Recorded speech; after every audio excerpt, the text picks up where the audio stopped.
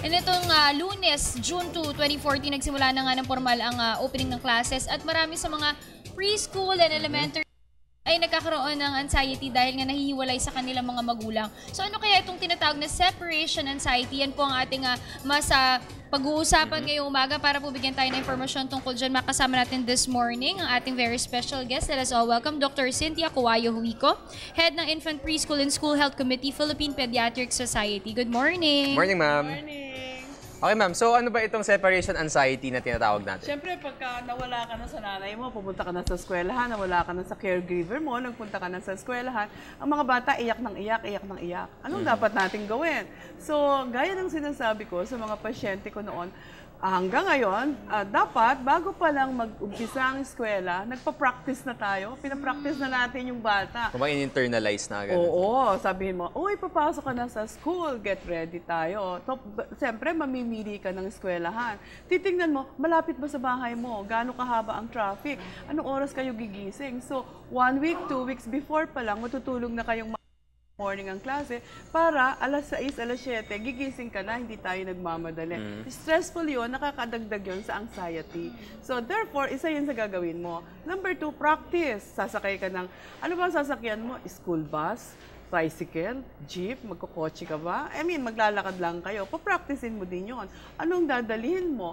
Yung bang school bag mo? Anong laman? Siyempre, para yung utak ng bata, masabi niya na kailangan tayong bili ng pencil, ng crayon, pa-practicein mo din yon kasama siya. So parang tinitrain na natin sila beforehand bago pa mag-start yung classes. Kasi ako, doktor, kung maalala ko nung prep ako, ganyan na feel ko. Nung hindi ako na-practice ng mom ko, paghatid sa akin, iyak ako ng iyak. Ayaw ko daw mag-stop. Dinala ko dun sa office. Tapos tinawagan ulit yung mom ko para bumalik. Kasi nadadamay din yung iba pag umiyak, yung ibang kids iyak Pero din. ang style nila dyan, maski sa States, studies nila, ang kailangan natin, pagka may separation anxiety, ang sasabihin nung yaya ni Lola, ay, wag nating iwanan, sisilip-silip tayo. Pagka sisilip-silip ka, ang nangyayari, Iiyak na. lalong iiyak. Tsaka mas lalong dumedepende sila. So paano nila mapapractice Stop it.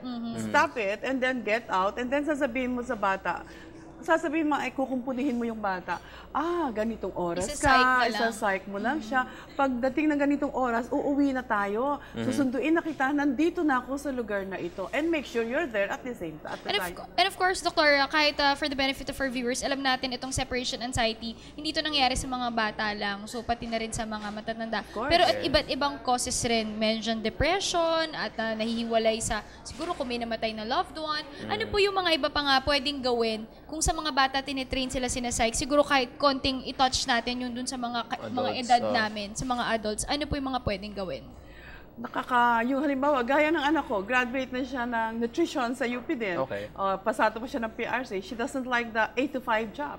So, tinatanggap siya sa Boracay. My God, ang nanay, ang luha, etc. But you have to accept it. Okay. Then sasabihin mo, makikita ko din naman siya eventually. And then, iisipin mo yung separation yun, anong may walay siya. Iisipin mo na, this is part of her growing up, and it's part of your growing up, you have to say na, cut off. So, ganun lang. Iisipin mo lang ganun. Pagka namamatay naman, i-internalize mo, pero express mo, ano ba nangyari nung namatay siya? Anong naging sakit niya? Ano ang hirap na dinanas niya? Buti na lang ngayon, nasa langit na siya.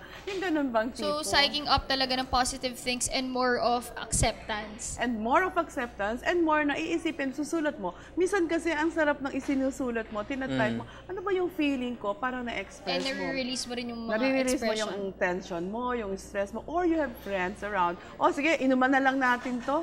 O kaya, I mean, Yun yung let's initial diba? Yeah, let's look at the things that and she it's likes fine, and it's we fine. like. And Oo, it's fine. it's okay to be sad naman talaga. It's okay to be May face sad. talagang ganyan. At eventually, move on ka rin at ma-accept mo rin. And of course, syempre balik naman tayo dun ulit sa mga bata. No? Medyo nalayo na tayo. Sa mga batang to, ano naman po yung mga dapat gawin ng mga teachers nila sakaling yung mga bata umiiyak talaga?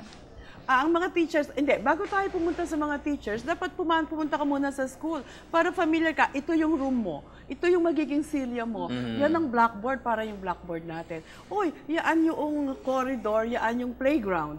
Tapos tuturo mo din sa kanya, salang toilet. Kasi ang anxious din yung bata, saan siya magwiwiwi. Mhm. Lalo na yung mga grade 1 ngayon. Ang nakakalimutan natin, saan siya magwiwiwi. Tapos, bibigyan mo din siya ng kikay bag. Ano ba yung kikay bag? Yung kikay bag natin, dapat may toilet paper, meron kang Toiletries. sabon, meron kang alcohol. Yung alcohol, tuturuan mo din siya kung paano mag-spray. Kasi Okay. hindi naman siya, I mean, then yung baon nila, kagaya nga, nagluluto kayo kanina, ang sabi ko nga doon, dapat yung sandwich, pagka binabaon, ihinahati ng 4 na gano'n Bakit, para ma'am? bite-size lang Ah. siya. Kainin. Kasi yung Okay. bata na yan, hindi yan kakain ng ganun kakapal. Tapos, kunyari, magkunya-kunyari ang kayo sa bahay. Uy, papasok na tayo. Kunyari, ako si teacher. Kanyan, time out na tayo, recess na tayo, kakain tayo. Anong iinumin mong favorite mong juice or milk or water? Pero, Doktor, bilang sa mga magulang naman, kasi alam naman natin, Jules, isa sa ano yung mga iba't ibang indication na nagkakaroon ng separation anxiety yung mga anak natin. Yung iba umiiyak. Pero bukod po sa pag-iyak, ano pa po ba yung mga ibang indication na, syempre mga Meron magulang siya. sa sobrang busy sa work, baka mamaya hindi nila namamalayan, may separation anxiety na pala yung mga anak nila at hindi nila alam kung paano tutugunan at susolusyonan. Ayaw bumangon sa umaga, ayaw matulog, tapos hindi siya kumakain, tapos nagsusuka o kaya nagdudumi. Pwede yun pwede nilang gawin yun. Lalo na, halimbawa, hindi lang separation anxiety, they just don't like to go to school. Yes, that's May true. ganun. And because there are May ganun. people who's bullying them Yes, in precisely, yung school. bullying din. Diba? Nakakadagdag yun, ma'am. Nakakadagdag yun. So, definitely, yung pagbubuli, kaya nga yung bata, wag namang na wala siyang ginagawang masama, etc. So, kailangan medyo binubuli mo rin sa bahay para pagdating sa labas, Tough nasasanay na talaga. ka Din, oo. to be stronger. Bagay. Get So- your child ready. Wow, alam mo, Doktor, ang dami natin natutunan. Perfect na perfect yan dahil nga opening na nga ng classes. Pero, Doktor, at this point, do you have any message to our viewers? Uy, nagpapasalamat ako sa PTV4 for having this and conscious tayo sa ating mga preschool. At ang pangalawa, gusto ko sanang kumbidahin ang ating mga school teacher, school nurses at ang mga doktor sa school kasi ang Manila Doctors Hospital meron silang forum. 3-day afternoon forum, July 2, 3, and 4 para sa postgraduate school health, prevention of our issues, health issues. Ang gaganda ng mga topic natin for health, for nutrition, and for disaster. Alright, thank you so much for joining us this morning. That was Dr. Cynthia Cuayo Huico, Head ng Infant Preschool and School Health Committee, Philippine Pediatric Society. Thank you! Thank you so much, Thank you ma'am. very much, Jules. Okay. Thank you very much, Ayan. Ngayon naman,